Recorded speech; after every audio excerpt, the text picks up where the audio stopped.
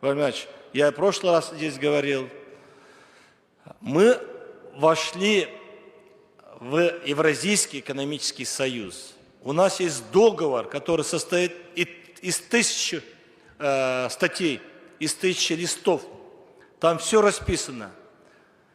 И мы ратифицировали, и Российская Федерация, и Кыргызская Республика, и Казахстан, и Армения, и Белоруссия. И там 4 свободы.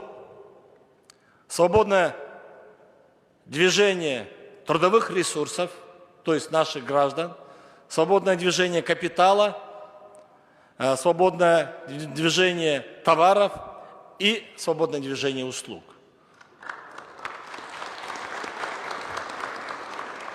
Но мы сегодня, вот я утром прилетел, мы почти что 40 минут стояли через пункт пропуска таможенный. Это непорядок просто. Я еще раз хочу сказать, это непорядок. Там отделили, можно было отделить для граждан Российской Федерации, для граждан Евразийского экономического союза и для третьих стран. Кто не вошел, пускай они стоят в очереди.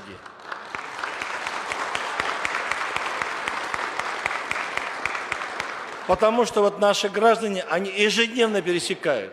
У нас здесь вот по определенным, то есть по последним подсчетам, активно живут 425 тысяч, и в сезон приезжает до 300 тысяч человек.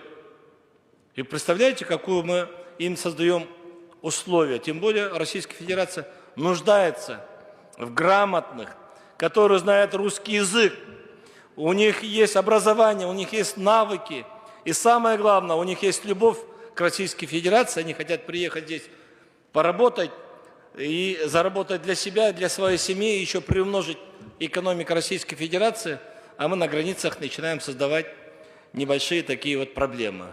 Я надеюсь, что вы будете на своем уровне доводить. Я в прошлый раз об этом говорил. Наверное, господин посол тоже об этом будет говорить.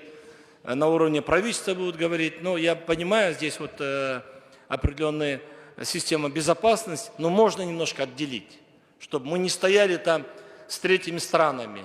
Мы все-таки в Большом Союзе. Спасибо вам всем.